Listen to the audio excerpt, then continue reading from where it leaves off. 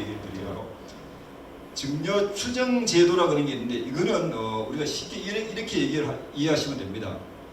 우리가 자녀 있는데 결혼을 하고 나면은 우리나라 사람들은 보통 그래요. 전세 얻어주고 그 다음에 조금 지나서 바로 집을 사는 경우를 말해요. 집을 사는 경우. 자, 자녀 있는데 집을 사주게 되면은 어떻게 되느냐면 증여로 추정할 수가 있어요. 증여가. 자, 여기 보시면은 직업, 연령, 소득 및 재산 상태 등으로 보아 재산을 자력으로 취득하였다고 인정하기 어려운 경우에 당해 재산을 취득한 때 다른 자로부터 거의 부모로부터 돈을 네가 받아서 한 게 아니냐 이렇게 추정을 할 수 있다는 겁니다. 자, 그래서 국가에서는 그러면 이 업무를 어떻게 처리하느냐 하면요, 주택 집을 사게 되면은 주택 구입 자금을 소명을 해주세요. 다 오는 건 아닙니다. 다 오는 건 아닌데 뭐 제가 추산건데 뭐 한 2억 이상 돼도 사실 뭐 집 그러면은 우리가 구입을 하면 2억은 다 넘지 않습니까, 그죠? 나이에 따라서 취업을 언제 했느냐 뭐 이런 걸 이제 가산을 해서 이런 주택 구입 자금 소명 자료라는 게 떨어질 확률이 굉장히 높습니다. 그래서 미리 대비를 하셔야 된다는 거죠. 여기에 대해서 아무 생각 없이 하다 보면은 나중에 증여로 이거 추정이 될 수가 있어요. 그럼 어떻게 하느냐면 이렇게 합니다. 3억짜리 집이라고 가정합시다. 사장님 뭐 서울에는 3억 그래갖고는 뭐 붙이도 못. 대구 같으면은 그래도 3억 정도 하면은 변두리는 할 수 있겠죠. 80% 2억 4천의 돈이 어디서 나왔느냐 이거를 소명을 해라는 얘기죠. 그 이게 소명한 자료가 어떻습니까? 이 스토리가 좀 맞아야 돼요. 자, 제가 요거는 일반적으로 좀 합리적 누가 봐도 이 정도 하면은 국세청에서도 그래 넘어가겠다. 그래서 요걸 이제 그런 식으로 한번 작성을 해봤어요. 자, 이 3년 전에 직장을 들어갔다는 얘기죠. 3년 동안 봉급을 받았는데 3천만 원을 저축을 했어요. 연간. 자, 3천만 원을 저축을 하려면 어떻게 해야 되겠습니까? 연봉이 한 5천 원 돼야죠. 내가 5천 원 되는데 아직 내가 혼자다 보니까 어떻게 3천만 원 정도를 저축을 했다. 자, 그 다음에 1천만 원은 그동안 이자입니다. 그 다음에 1억 원은 직장에서 대출을 받았습니다. 이런 얘기죠. 직장에서 대출을 받아서 거기에 대한 이자 46만 원은 내가 부담을 했습니다. 뭐 이런 얘기죠. 자, 그래서 증여는 부모로부터 5천만 원 받았습니다. 자, 이렇게 해서 2억 5천을 입증을 하면은 뭐 제가 국세청의 직원이라 하더라도 이거 말이 되네. 물론 증빙이 다 되겠죠. 여기 근로소득 원천 징수 영수증, 그 다음 대출에는 통장 4명의로 된 거래야 되겠죠. 자, 그런데 이렇게 못하고 그냥 아들이 서울에 집을 사니까 어떻게 해요? 부모가 막 급하니까 어떻게 해요? 돈 1억 대출해갖고 보내줘요. 그러면은 이게 집을 사고 나서 바로 이게 떨어지는 게 아닙니다. 바로 안 떨어지고 보통 한 2년, 3년 뒤에 이제 이게 국세청에 자료를 돌려요.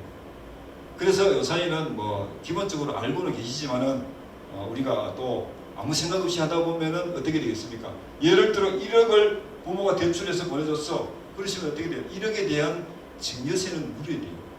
1억에 대한 증여세가 얼마입니까? 10%입니다. 한 1,000만 원 정도 물어야 된다. 이렇게 보시면 됩니다. 자, 우리가 일반적으로 현금을 증여하는 거와 부동산을 증여하는 경우가 있습니다. 어느 게 더 유리할까? 자, 정답은 우리가 현금을 증여할 수도 있고 부동산을 증여할 수도 있습니다. 증여할 수 있는데 장단점이 있습니다. 현금은 부동산을 증여를 하면은 세금이 조금 절약이 될 수 있어요. 왜 그러냐면 저가입니다. 기준 시가로 하기 때문에.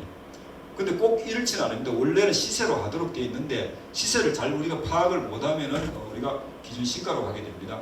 그래서 부동산을 실제 시세는 뭐 한 10억 정도 하더라도 뭐 한 기준 시가는 뭐 한 6억 정도 되면 6억에 대한 증여세를 물기 때문에 부동산이 더 유리할 수가 있다는 거죠. 그 다음에 건물이나 이런 거는 어떻게 돼요? 임대소득세가 나오잖아요, 그죠? 그러면은 건물을 이전을 하게 되면 미리 돈이 많아서 뭐 이전하는 경우죠, 그죠? 그래 이전을 하면 되면은 어떻게 해요? 자녀들의 재산 형성에도 이제 도움이 될 수 있다. 그렇게 이해하시면 되고, 자, 부동산은 금융자산은 장점이 뭐냐면요, 부모가 통제가 가능해요. 부모님들이 재산이 많아도요, 자녀인데 잘 이전을 안 해주려고 해요. 왜 그러냐? 가장 큰 이유가요, 자녀들이 이 돈을 낭비할까 싶어서 제일 걱정하는 가장 첫 번째입니다. 근데 금융자산은 우리가 부모가 부모가 자녀 명의로 통장을 만들어 갖고 증여 신고를 해야 됩니다. 증여 신고를 하고 그 통장을 이제 관리를 하는 거죠. 뭐 주식을 뭐 투자를 한다거나 뭐 이런 게 관리를 한다는 거예요. 부모 통제가 가능하다는 얘기죠. 근데 이론상으로는 이게 맞아요. 맞는데 사실은 금융자산이 정말 부모가 통제가 가능하냐? 저는 조금 부정적입니다. 왜 그러냐면은 제 집에 둘째가 있었는데요. 한 번은 갑자기 통지가 뭐 날아오더라고요. 통지가 날아오는데 얘가 군대 근무를 하고 있었는데 대출을 냈더라고요. 아니 그래 내가 막 야단을 쳤죠. 아니 네가 돈이 필요하면은 네가 생활비가 돈 쓸 돈이 없으면 내가 돈을 주는데 네 왜 대출을 했냐? 무슨 대출이냐고 하는 거예요. 그래 지금 얘가 이제 농협에 갔대요. 근데 제가 얘 명의로 주택종합저축통장을 들었는데 거기 돈이 300만 원 들어있었어요. 그게 자기가 이제 갑자기 부모 모르게 돈이 좀 필요했겠죠. 그래갖고 은행에 갔어. 은행에 가서 상담을 들어가니까 은행 직원이 얘 주민등록을 조회를 해보더니 그 집에 그 주택종합저축통장에 돈이 300만 원이 있는데 요걸 담보로 해갖고 대출 200만 원을 내줬다는 얘기입니다. 자, 그러면은 금리가 이제 싸겠죠. 그죠? 아빠 내가 그래도 금리 싸게 냈다는 거예요. 그래갖고 나중에 보니까 그걸 담보로 해냈더라고요. 그래서 부모 통제가 사실은 가능하다고 얘기를 하는데 실제로는 가능하지 않을 경우도 많이 생긴다. 왜? 요새 내 주민등록번호 갖고 내가 가서 내 명의로 된 거 다 조회하면 다 나오기 때문에 자 그런 것도 우리가 알고 계시면 좋겠죠. 자 증여는 사실 돈이 좀 많아서 미리 좀 증여를 해주겠다. 그러면 최대한 분산해서 증여하는 게 가장 좋습니다. 자 여기 보시면은 아들 2억, 뭐 딸 2억을 준다고 가정합시다. 그러면 세금이 얼마냐면 3,600입니다. 3,600인데 손자하고 같이 나눠주면요 1,800밖에 안 됩니다. 근데 여기 보시면은 며느리 사위를 집어넣으면은 뭐 그렇게 차이가 많이 없어요. 이게 왜 그러냐면은 손자도 5천만 원 공제가 되기 때문에 그렇다. 자, 그 다음에 손자에게 증여하는 것도 또 하나의 방법이 있습니다. 제가 한 번은 강의를 갔다니까요. 어떤 분이 참 노인대학인데요. 그분도 재산이 조금 있는가 봐요. 근데 자식은 너무 미워. 자식이 한 푼도 안 주고 싶어. 근데 손자는 보니까 너무 이뻐. 그래서 이 어른이 내가 손자 있는데 재산을 손자 이름으로 해주고 싶은데 어떻게 그렇게 해도 되느냐고 하더라고요. 손자 있는데 하면은 세금이 얼마 정도 더 증가되냐면요 30%를 더 내야 돼요. 1억이면은 1,300만 원 내시면 됩니다. 근데 자식이 있는데 줘도 자식이 또 손자인데 주면은 이론상으로는 세금이 1,000만 원, 1,000만 원, 2,000만 원 나오는데 도리어 증여세는 더 줄어들 수도 있다. 이런 상황이 이렇습니다. 그래서 제가 이걸 설명을 해드리면서 손자인데 증여하는 것도 괜찮습니다. 제가 그 얘기를 드렸습니다. 자, 증여는 빠를수록 좋다. 왜 그러냐? 자산가들은요, 돈 많은 사람들이 50세부터 증여합니다. 왜? 아까 제가 얘기를 했죠. 만약에 돌아가시기 얼마 안 돼갖고 증여를 하시면 나중에 상속하는 것과 똑같이 고율의 세금을 부담해야 됩니다. 근데 뭐 어떤 분들은 뭐 40대부터 하시는 분들도 있더라고요. 50대부터 하는 게 맞고 그 다음에 10년 반복해서 증여를 합니다. 그러면은 세금을 계속 공제를 받을 수가 있습니다. 자, 그 다음에 자산 가치가 폭락할 때 증여를 해라 이런 얘기를 실제로 돈 좀 있는 사람들은요 이 자산을 어디다 묻어놓냐면요 주식이나 뭐 부동산 이런 데 이제 묻어놓습니다. 그러면은 이 부동산은 기준가로 하지만 주식은 그때의 시세를 갖고 합니다. 그래서 옛날에 IMF 시절에 주식값이 많이 떨어졌어요. 그러면은 이 떨어진 주식을 자녀한테 이전하는 겁니다. 그럼 세금이 적겠죠, 그죠? 그 대신 이 주식이 또 오르잖아요, 그죠? 오르면은 그건 다 나중에 증여 이후에 가치 상승분은 수증자 받는 사람의 몫이 되어버리기 때문에 가치가 폭락할 때 증여하는 것도 하나의 방법이 된다. 자, 우리가 자녀 명의로 통장을 하는 경우가 있어요. 자녀 명의. 자녀 명의로 통장을 하면은 이게 자녀 돈이 되느냐 아니냐. 결론적으로 답은요. 자녀 돈이 안 됩니다. 어릴 때부터 내가 통장에 부모 돈 준 거 내가 안 쓰고 절약을 해 모았어. 이 돈이 3,000만 원이라. 그러면 그 돈이 누구 돈이냐? 그 자녀 돈이 되느냐는 얘기죠. 자녀 돈이 안 됩니다. 안 되고 이거는 누구 돈이냐? 부모 돈입니다. 부모 돈. 그럼 어떻게 하면은 자녀 돈으로 만들 수 있느냐는 얘기죠. 증여 신고를 반드시 하셔야 돼요. 증여 신고를 반드시. 그러면 미성년자는 지금 증여세가 2천만 원까지 세금이 없거든요. 2천만 원까지 세금이 없고 성년자는 얼마냐? 5천만 원까지 세금이 없습니다. 자, 그러면 증여세가 없더라도 세금은 제로더라도 신고를 하셔야 돼요. 그래야 자녀 돈이 됩니다. 안 하면 자녀 돈이 안 된다. 일단 그거를 우리가 인식을 하셔야 되고요. 그래서 이 자녀 돈으로 하는 게 자녀 명의 통장이 불법은 아닙니다. 이거 차명계좌라고 하는데 요사이는 차명계좌를 굉장히 엄격하게 하는데 이 자녀 명의로 통장을 만들어도 이거 불법은 아닌데 세금 탈루를 하기 위해 갖고 자녀 명의로 하시는 경우가 있어요. 돈이 많은 사람들이 큰일 납니다. 전에는 세금 탈루하면은 그냥 세금 내가 다시 토해내기만 하면 되었어요. 지금은 어떻게 하느냐? 형사처벌감입니다. 아주 조심하셔야 돼요.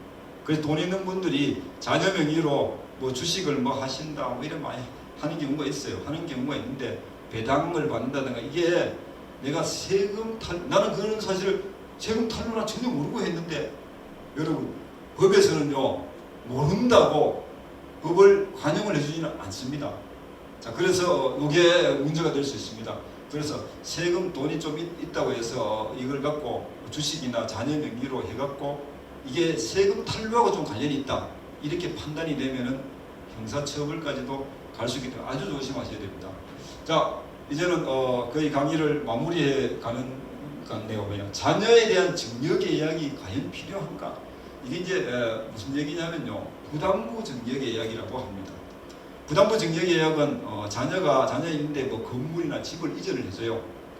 내가 이전해주는 대신에 특히 이제 건물을 경험하냐. 처음엔 상가점에 한 거 있는데 내가 있는데 이걸 이전해주는 대신에 어떻게 하느냐. 아니면 월세 나오는 200만 원을 너희들 들라. 그래 할래? 예, 좋습니다. 그래 하겠지. 하겠습니다. 그러나 놓고는 어떻게 합니까? 사업이 잘 안 되고 그러니까 월세가 안 들어. 안 들어오고 1년, 2년 지나는 겁니다. 거의 뭐 부모가 화가 나는 거죠. 그래서 어떻게 해요? 다시 명의 돌려. 그래서 많은 분들이 증여 계약을 하는 경우가 많아요. 자, 여기 이 사례는 어떤 사례냐면요. 미망인이 돼서 남편이 돌아가셨다는 얘기죠. 근데 건물을 이제 이 미망인 명의로 해놨어. 명의로 해놨는데요. 월세가 나오니까 아들이 자꾸 요구를 하는 겁니다. 어머니, 그거 제 명의로 해주세요. 그 대신에 월세 나오는 건 어머니 드리겠습니다.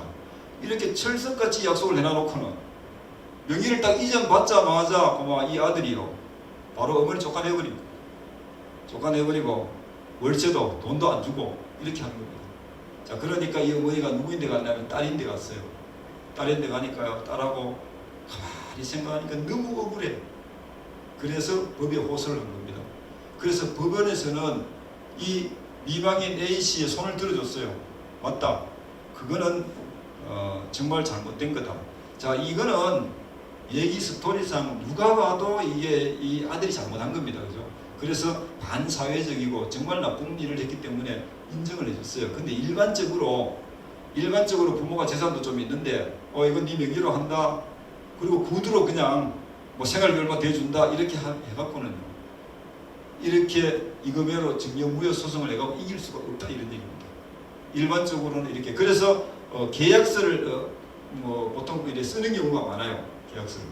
그래서 요사이는 그래서 이제 부담부 증여 계약이라 그래갖고 이렇게 작성하는 경우가 부모가 건물 이전에 놓고 보니까 얘가 완전히 부모 알기를 이상하게 여기는 겁니다. 부모가 불효하고요. 이러면 이제 어떻게 다시 재산을 반환하도록 하는 그런 계약서를 좀 돈인지는 쓰더라고요. 제가 한번 어디 가서 강의를 했는데 그분도 제가 이걸 소개를 했더니만 그런 게 있네 그러면서 그 다음에 한번 계약서를 작성해 갖고 오셨더라고요. 그래서 제가 이렇게 하시는 것도 괜찮겠네요. 제가 그렇게 얘기를 들었습니다. 그래서 이거를 쓰면은 이렇게 하실 수는 있습니다. 자, 제 강의를 오늘 강의를 마무리를 좀 하도록 하겠습니다. 자, 그러면은 현명한 상속과 증여 3가지 방법이 있습니다. 자, 오늘 제 강의를 들으시고 여러분들께서 3가지 방법 중에 한 가지는 반드시 실천하셔야 됩니다. 한 가지는 택해야 된다 이런 얘기죠. 자, 첫 번째가 뭐냐? 첫 번째는요, 미리 재산을 나눠주는 겁니다. 자녀인데 자녀도 재산을 갖고 내 재산을 내 마음대로 좀 어떻게 하고 싶을 때가 있잖아요, 그죠? 그러면은 재산을 미리 나눠주는 겁니다. 미리 증여를 하는 겁니다. 하는 걸 말합니다. 근데 이게 문제가 있어요. 뭐겠습니까? 미리 나눠주면은 이게 세금이 문제가 될 수 있어요. 근데 세금이 별로 없다. 세금도 별로 없고 또 그 다음에 또 미리 나눠줘 버리면은 부모가 어떻습니까? 좀 섭섭해. 뭔가 허전해. 자, 그러시면은 두 번째 방법입니다. 두 번째 방법은 유언장을 작성하는 겁니다. 아까 제가 얘기했죠. 자필증서나 공정증서 뭐 이런 유언장을 작성하는 것이 두 번째 방법이고요. 자, 그 다음에 세 번째 방법입니다. 자, 첫 번째 내가 미리 증여를 한다. 미리 나눠준다. 두 번째 유언장을 만든다. 자, 마지막 세 번째가 여러분 뭘 것 같습니까? 자, 마지막 세 번째는요, 한 푼도 남기지 않는다 이겁니다. 한 푼도 남기지 않는다. 자, 만약에 돈을 많이 남기면은 많이 남긴 대로 갈등이 더 심화될 수 있습니다. 더 많이 싸운다는 얘기죠. 한 푼도 남기지 않고 지금 국가에서 만든 제도가 한 가지 있어요. 그것이 뭔지 아십니까, 여러분? 주택연금제도라고 합니다. 여러분, 연세가 80, 90이 되면 사실은 재산이 별로 없어요. 근데 자기 명의로 된 집은 갖고 있는 경우가 꽤 있더라고요. 보니까. 안 그러면 뭐 전세금을 갖고 있다거나 뭐 이런 경우가 꽤 있습니다. 그러면은 집을 갖고 계신다. 그러면 주택연금에 가입을 하시면 어떻게 되느냐? 오래만 사시면은 마지막에 돈이 한 푼도 안 남길 수가 있도록 국가에서 그렇게 만들어놨다 이런 얘기입니다. 자, 제가 오늘 현명한 상속증여 세 가지 방법까지 마지막 얘기를 드리고 제 강의를 마치겠습니다. 여러분들께서 혹시 제 강의를 들으시고 뭐 질문이 있다 그러면은 아마 이게 뭐 유튜브에 뭐 올리든지 뭐 이렇게 할 겁니다. 그러면 거기에 질문을 적어주시면 제가 보고 답변도 해드리고 또 그래도 더 궁금하고 상담도 하고 싶다 그러시면은 항상 뭐 전화로 어떻게 연결되도록 그렇게 하겠습니다. 자, 대단히 감사합니다. 마치겠습니다.